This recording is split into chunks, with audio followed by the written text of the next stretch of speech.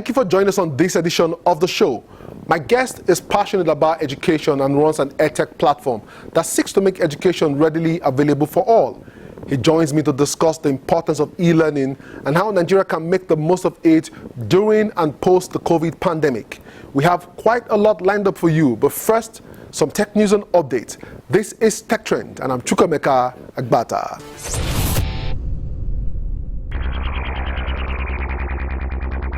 It may not always be profitable at first for businesses to be online, but it is certainly going to be unprofitable not to be online.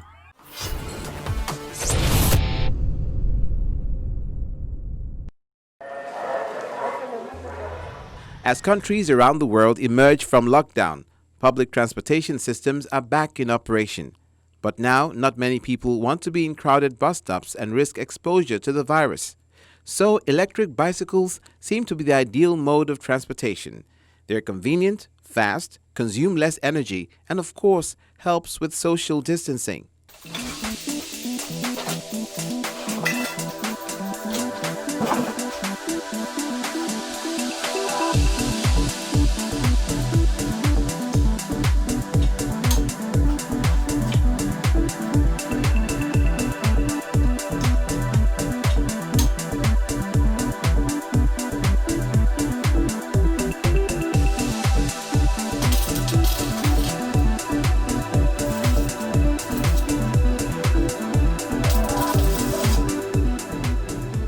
This is why Tolulokwe Olukokun is making his own electric bicycle as a sustainable means of transport. Recently, because of the COVID-19, UK is looking at expanding their bicycle track as a viable means of transportation and as a sustainable means of transportation in order to curb COVID-19. Because people still have to move, and it will make sense if the means of transportation is individualized, that is, having a bicycle will help a lot, and an electric bicycle will make them travel a longer distance.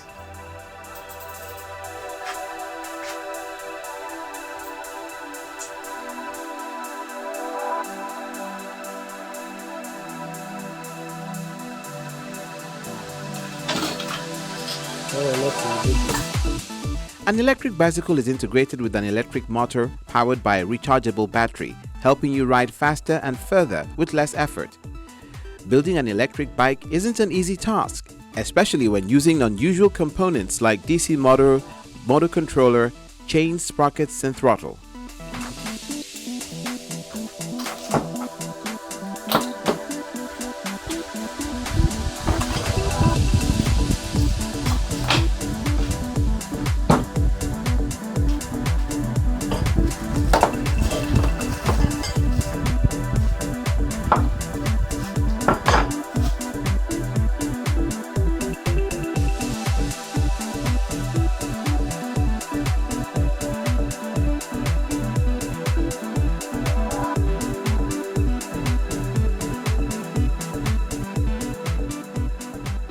According to Tolulokwe, the technology is simple.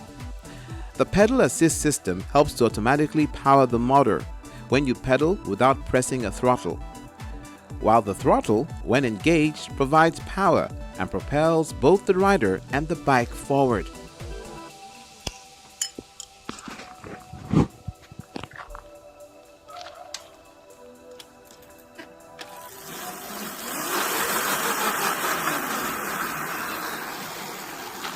It has always been a challenge to handle things in this part due to lack of accessibility to different components that we may require for different projects or products. And during this period of COVID-19 pandemic, it has been much more impacted as there is lockdown in different parts of the world we need to source our products from. So we rely mostly on what we can have locally and how cheap we can get them. E-bikes are not new. They've been around for decades and have now become a way of life for some. But as economies reopen, many people just may turn to cycling as a dependable form of transport to fill the gap.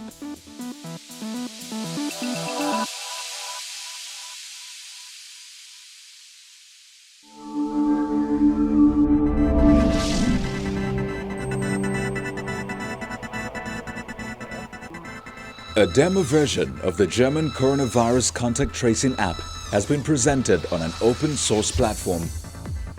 The barrier-free app, which is available on a voluntary basis, will be available in German and English and will provide behavioral tips in addition to the status of the risk assessment.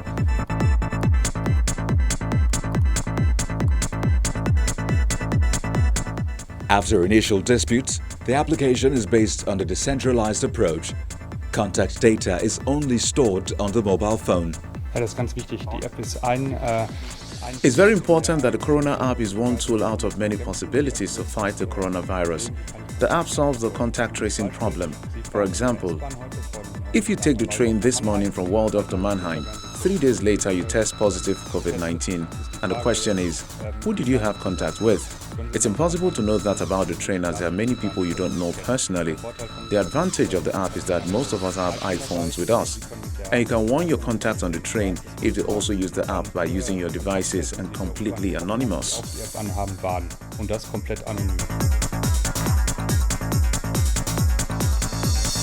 The plan is to make the app available to the public in mid-June, before the start of the summer holidays in Germany. It is considered to be an essential aid in further easing restrictions. In mid-June, the worldwide travel warning is to be lifted, at least for the European Union. So far, it probably won't be possible to operate across national borders due to differences in storage options. We are using Bluetooth technology, as everyone has it in their pockets. But of course, we have to optimize Bluetooth and use it in a clever way in order to understand what is needed for the app. A good distance measurement and also an understanding of how long the contact was. I think we at Telecom and T-Systems, together with SAP, worked intensively together with Apple and Google on building the app so that it can serve its purpose. Both Telecom and SAP have set themselves the goal of working as transparently as possible and regularly publish news on open source platform GitHub. The mobile phone operating system giants Google and Apple also regularly provide information so that the app can ultimately run smoothly on smartphones.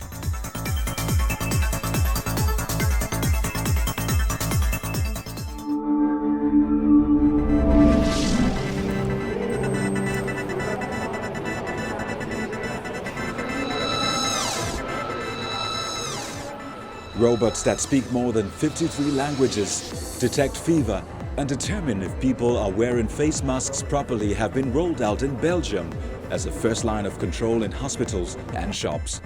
So after filling out 3 questions on the website or on the kiosk at the entrance, I got this QR code and I can scan it. People arriving at the University Hospital Antwerp will answer a few questions online or at an interactive kiosk. The robot will scan a QR code they receive, review their answers, check their temperature, and determine if they are wearing a face mask properly. Manager of the hospital's operating theatres said the robot can help the staff control the flow of 2,000 patients and visitors arriving at the hospital each day, a task he called challenging and time-consuming.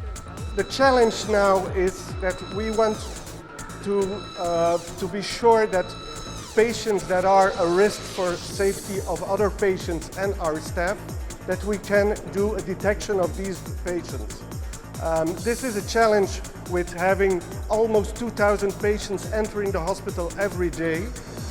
So technology, we need the technology to help us to realize that, because otherwise if the processes will be too difficult and too time-consuming to ensure the flow of patients into the hospital. So this can be a help, I think so, yes.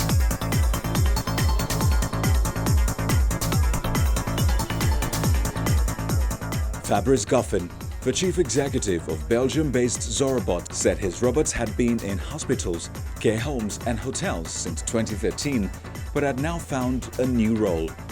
His robots will not test for COVID-19, but could provide useful signs. The Austin-based entrepreneur said someone displaying signs of fever could be steered by the robot, a non-touch device, to a separate area. The big advantage of this robot compared to a fixed terminal is that the robot can move, can go towards people, can speak to people and speak in their native tongue. It's a robot that speaks more than 53 languages. It means that the robot can adapt to any nationality. It can go towards people, and once it detects that people are at a risk, it can tell the person, follow me, we will go to a certain location, a strategic location where a human can provide first aid to this person. The robots, typically costing €30,000 or €1,000 per month, had also been sold to clinics in France, the Netherlands, the United States and Rwanda.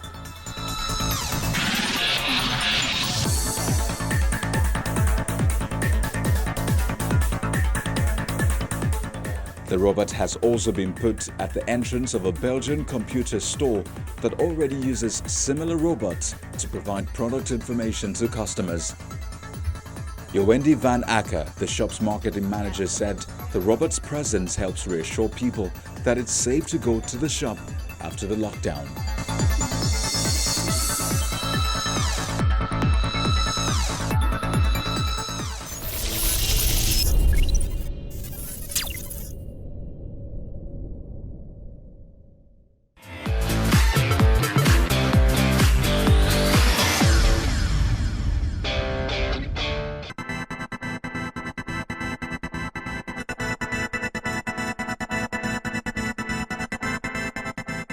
Tech tips for a successful telemedicine visit. Here's a checklist to ensure healthcare providers and patients get the most out of telemedicine video visits that's free of technical glitches and communication issues. Use a high-quality webcam and test it. You need to use a good camera if you really want to replicate the feeling of an in-person interaction. Patients will feel more comfortable and respond more positively to the visit if they can see your face clearly. Of course, you need to make sure your patient is using a webcam that's sufficient as well. Set up the camera at eye level. Whether you're using an integrated or external camera, try to set things up so that the camera is approximately eye level. This will make it easy for eye contact with the patient and ensure they feel that you're engaging with them. Use quality sound equipment. Most computers and high-quality cameras have a decent built-in microphone and speakers. Test yours using a sound recording program on your computer or by doing a call or video chat with a friend. Use a wired internet connection. A Wi-Fi connection can be fine for a virtual visit, but plugging your computer directly into the internet with a wired Ethernet cable is a better option. Close unnecessary programs. Before starting a virtual visit, close as many unnecessary programs as possible. Having too many other things running on your computer or device can strain its memory and reduce the quality of your video chat. Set up a dedicated space for virtual visits. Although virtual visits lets you work from just about anywhere, but it's best to have a dedicated space set up for doing them. This might be in your office, at work, or a home study. Set up the necessary equipment, check the lighting and noise level, and get the space all ready to go, so that you know right where to go to when you have a virtual visit with a patient. Adjust the lighting. Before you start a virtual visit, test out the lighting and check if there's anything that needs to be adjusted. Set your notifications. Most platforms for virtual visits have a notification system that lets you know when a patient is ready to see you. Decide which communication methods works best for you and your office workflow, and make sure to set them up.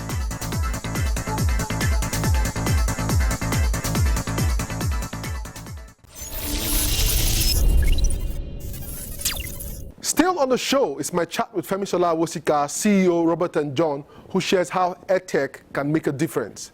Enjoy.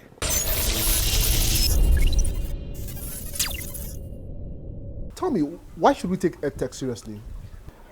EdTech creates a level playing field for everyone, especially those who are below the pyramid, who also deserve quality education.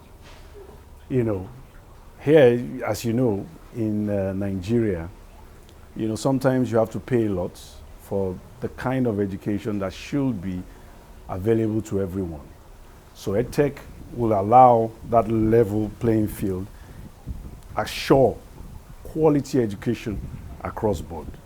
So that's why it's crucial at this time. So what sort of infrastructure should we have in place to make this a reality? Well, you see, it goes without saying, you know. I mean, internet is very, very crucial. As a matter of fact, in densely populated areas, by now, there should be free data. There should be broadband, you know. Devices. They need devices, they need internet. And then proper policies in place, and then we are good to go. Now, do you think that education without classrooms is here to stay? So it depends on the dimension you are looking at it from. Coming from someone like me, who I mean, we're a veteran in this, I mean, 10 years in EdTech, I won't see it as, you can't eradicate the classroom, because from the dimension we'll be looking at it from, it will be that if you say education, do you know that, you know, when children, when they interact, they are learning, when they touch, you know, children between the, age of 0 to 5 develop 80% of their brains around that time, So they are learning, their antibodies, they're also learning, you know. They would contact a little cold. The body will learn that this is cold. Next time, this is how you deal with it. The feel, the touch in school, when they play with mud, when they play with, everything is learning. Their brain is developing. So it's beyond curriculum. So now let's talk about policies. Even though you mentioned the debate, what sort of policies do we need at this time?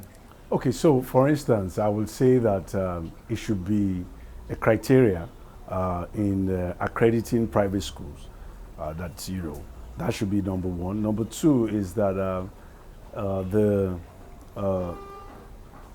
there should be standards. There should be standardization within this sector, the edutech sector. Let us see, there should be like government standard created that, okay, for instance, you should have, if you're doing curriculum, you should be endorsed by the regulatory. You should have at least 6 months experience before you start to disseminate the curriculum. And then also, it should be a major IGR platform. It should help states generate internal revenue, because it's the new frontier. It shouldn't just be left out there. States should actually, you know, partner with edutech companies to create revenue. So I think policies and setting criteria as an accreditation for private schools, and also regulating and making sure that there's a minimum standard in the sector. So let's talk about access. I know you mentioned data, but what about devices and also power? How would parents manage all of this? Okay, so when it comes to power, I don't think that we should cry over spilled milk. It shouldn't be because we don't have power, we cannot move forward. So for instance, we have a package that we call Rodukate Mass. So it's geared towards public school children, which means that we provide device in partnership with an operating system called KIOS. So the KIOS device with Rodukate Mass application, a one-time Rodukate Mass, that means that everyone with that device will have a lifetime access to Rodukate. It's to help people at the bottom of the pyramid or below the pyramid. So then we also have a partnership that we worked out with MTN that puts in, so we put a SIM card in it that gives access to the content and updates on the application. You have offline and online mode. So parents don't have to buy data. And then we have a small solar panel that you put out there, okay? So you just put it by your window, and then you just take the cable in, plug your phone, and it charges your phone. So you get power from the small panel, I think about 5-watt panel, and then you get MTN SIM in it. You don't have to buy data. It's an arrangement between us and the state. For instance, we are doing that with Lagos State, where they're giving devices, solar, MTN SIM card that gives data, and the parents don't pay anything. You just pick it up and you start to learn. Do you think e-learning is the solution to the problem of out-of-school children? Yes. Okay, so now, when we talk about e-learning, mobile learning, e-learning, EdTech, we need to prioritize something. Now, you see, curriculum-based learning is separate. We need to begin to design learning, allow teachers and communities to design learning, assuming that we give them access, okay? These children that we are talking about, they don't, look, skill acquisition is a massive way of learning. In fact, if you want to create the informal sector, that's a crucial thing. And they should be able to learn in their adage, in their native language, in pidgin. For instance, you don't have to have text to learn. You can have a nice, well-designed curriculum for skill acquisition using video, using pidgin or Hausa or Igbo or whatever language you want to speak, especially that these people live in their markets. They speak the language of their market, they can trade in their market, and most of them are functionally illiterate, meaning that they know how to add 10 naira plus 50 naira, 60 naira. If you write it down, they may not know it. So why don't we keep learning at that level and let everybody also create their own businesses online using their culture, So it will help the out-of-school children if we define what learning should be, and if we plug it into our national policy, knowing that, okay, look, listen, I know that the federal government is trying to create that. I mean, they've come up with all kinds of programs trying to create that informal sector, middle class, driving the economy. I mean, if you look at countries in the West, 80% of the economy is driven by the informal sector. So Femisola, one challenge that parents complain about oftentimes is distraction. How do you think they should deal with this? So there are two dimensions to that. There's a parental control dimension and there is learning dimension. So the parental control dimension, like I said before, this is not about talking about Roducate or anything. Well, like the kind of package we are talking about where we have the network SIM card that accesses just our application alone. You can also, that's why I said we also have for private schools. So if a private school comes to the onboarding platform, you plug into that program where you don't buy data and the data is locked to the application so that the student can't access anything. And then there's also the learning part. Now, if a child is distracted, there's a problem with the curriculum, there's a problem with learning. Why can't I learn adjectives using games? Why must I learn it reading? That's also a problem. That's an indication that there's a problem. So, and that's where EduTech comes in, where you can have a mix. You have games here, you have videos here. Look, there are children that they cannot pass any exam by reading. But guess what? We've failed them and we've let them out there doing nothing. However, if they have an opportunity to learn using games or learn just watching animated videos, you understand, they will excel. Thank you for being on the show today. It's been an absolute pleasure chatting with you. Thank you for having me.